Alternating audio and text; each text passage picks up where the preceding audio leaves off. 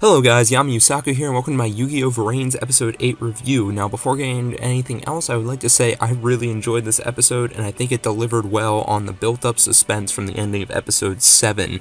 We got so much progression in terms of the plot here, and it's sort of continued with the pattern of plot episode, dueling, plot episode, dueling that Vrains has been having so far, and it seems it's going to follow that pattern, as by the end we've got a duel set up between Yusaku and Revolver.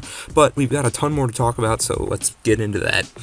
Let's get started with Aoi, who's currently in a coma that will last until somebody manages to get the thing to essentially revive her from the Knights of Hanoi and fix the virus that they planted inside of her, which the whole coma thing is a little bit concerning, considering that means, oh joy, now we get to go several episodes right after our main female character's introduction, without her probably doing much of anything until Yusaku or possibly somebody else revives her. And as a result of this, much as I had predicted in my review of episode 7, Yusaku's getting most of the blame, or Playmaker is, I guess I should technically say, which makes sense from an audience's perspective, or even someone like Akira's. They didn't know visually, you couldn't really see that the Knights of Hanoi had done anything to her, and therefore all you did see was, okay, Playmaker is dueling her, and then she ends up falling over, and she's acting all strange towards the end of the duel, definitely not herself, and now she's not showing up the way Blue Angel normally does. Therefore, it would seem logical enough to blame Playmaker for such a thing, since he was the force of change, the thing that was different from her normal routine here, and therefore could be considered the causation of the action despite the fact that he wasn't, and that's kind of our catalyst for what happens in the entire episode. And it leaves Yusaku in a much more awkward state, being that while being popular, people are a little bit more willing to accept that you've got a secret side to you. Yeah, they're really curious, but they aren't to the point where they're fearful and worried about what those secrets may hold. Now that they've seen and believe that he's the one who hurt Blue Angel, they're probably going to be exhibiting a lot more fear towards him and be worried about what that secretive aspect of him holds, what it could be, and if it's possibly dangerous. He's probably going to be receiving a lot more investigation, much like Akira ended up doing. And regardless of how the implied upcoming duel between him and Revolver ends up, that doesn't bode well for his continuing vigilante act, as that's kind of hard to maintain if people know your identity. That's why traditionally in comic books and such, superheroes keep their identities closed. It allows them to keep this dual personality of being the hero a lot easier. They aren't threatening themselves quite as much when they aren't prepared for combat, and they aren't threatening those that they care about, for example, for Yusaku being Kusanagi. Although with Akira going to be fired soon, there's a pretty good chance he may help Yusaku clear his record if he succeeds in saving Aoi from the Knights of Hanoi, because Akira clearly knows what he's doing with programming too, seeing as how he helped Emma to develop the program that captured Yusaku, who we've already seen as a skilled hacker himself, and Kusanagi couldn't even bail him out of what happened to him there. And speaking of predictions for the future, this episode left us with 4 heavy plot-relevant things that can lead to people having theories for what's to come within the show, and seeing as how those are going to kind of force me to summarize the other points of what happened anyway, I'm going to go ahead and move on to those now. So with there being 4 distinct separate points to cover in regards to this, I'm going to go ahead and tackle them chronologically. So let's go ahead and jump back to the meeting between Akira and the chess pieces, when they're essentially telling him, alright, we're going to fire you, you should not have had your sister being a huge part of Link Vrains without telling us, and one specific line that comes out of one of their mouths is, it's an issue that he couldn't control his family, which within the context of this conversation makes me think that they didn't want anyone associated with Akira being involved in Link Vrains, considering that seemed to be the issue they had, was that she was Blue Angel, a huge part of the Link Vrains world, considering earlier in the episode we saw people dropping out of Link Vrains just because she may not appear again. So that forces the question of why would they want Akira's family to stay out of Link Vrains? Couldn't it possibly look good for them if their head of security is willing to trust his own sister within there to be safe?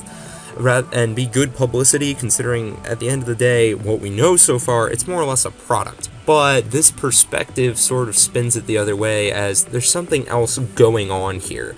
And in order to continue this theory, we're going to spin off to what the AI and Revolver explained about what happened to Aoi, and that she has some sort of a virus planted in her. Now, I doubt the Knights of Hanoi are the only people who can do this, given Soltech are the ones who created Link Vrains. They probably know it even better than Revolver does. Even if, say, Akira doesn't, the chess pieces certainly do if they were the creators, or at least to our knowledge as of yet they're the creators.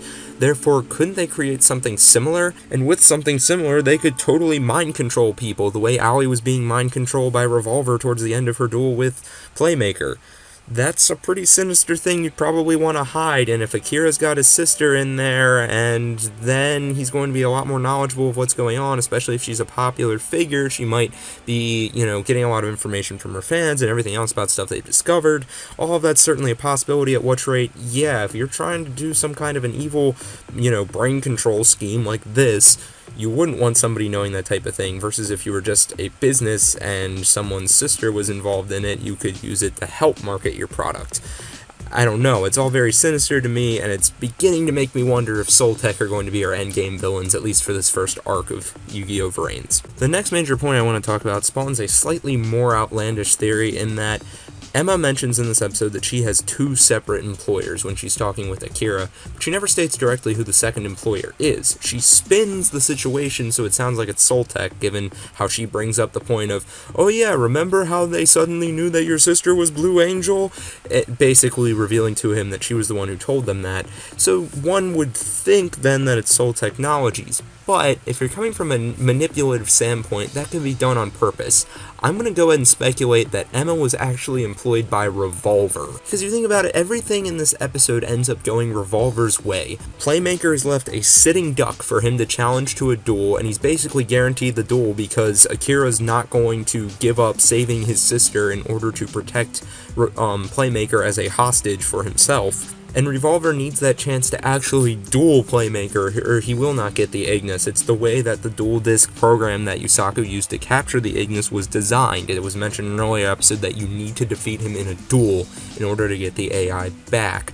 So therefore, I'm really thinking that Revolver planned this all out with Emma. Let's go to the part where Emma mentions that she told Soltech about those things. Well, Soltech knowing and then telling Akira he's going to end up being fired is what caused him to work so quickly to begin with. Remember, in his conversation with Emma, he mentions he has a very limited amount of time before they stop hunting down Playmaker, which to me, I took that as, I need the resources of this big corporation to hunt down someone as skilled as Playmaker is at escaping situations. So then he rushed, he got Playmaker captured, who shows up, and who knows exactly where to show up? Revolver. So I'm really thinking Emma's playing 2 sides of a coin at the moment, and it's going to be hard for me to judge where she ends up going. I hope she ends up on the good side just because I'm liking her character so far, but I could really see her playing either way. I mean, I'm seeing some My Valentine right now. Remember, she was good, and then we had Waking Dragons where she became evil, but then good again.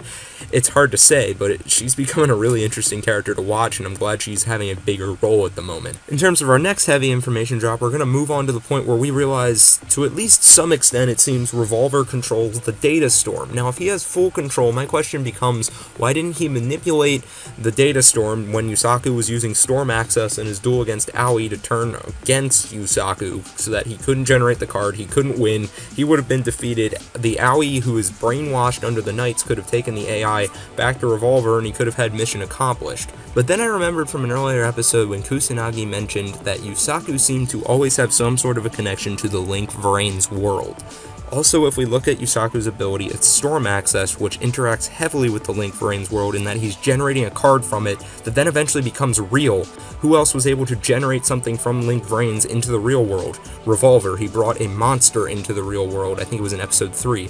So I'm wondering if Yusaku has basically the same power to control the data storm and the same ability to control it that Revolver has, but he just hasn't fully learned how to use it yet, and he's not even aware he has that ability. And that would then reinforce the fact that he stated in the first episode he had his memories stolen. Within those memories could have been his knowledge of how to control the data storm, but there are still these remnants and little pieces that allow him to do things like storm access, and this would also explain why Revolver hasn't just used his control of the data storm to hurt Yusaku, to capture him, or to force him to lose those duels by not having access to the storm access ability to begin with. And if all that comes to fruition, in my eyes, it would reinforce the theory floating around that Revolver is actually Kusanagi's brother. As with both Yusaku and Kusanagi clearly being friends, in that, Yusaku actually talks to Kusanagi when he doesn't talk to much of anybody else, at least in a friendly manner or nearly on the same level as he does Kusanagi, it would stand to reason that Yusaku was at least well acquainted with his brother in some way, shape, or form. Heck, it could even be a case where Yusaku was actually more so friends with his brother, then his brother disappeared,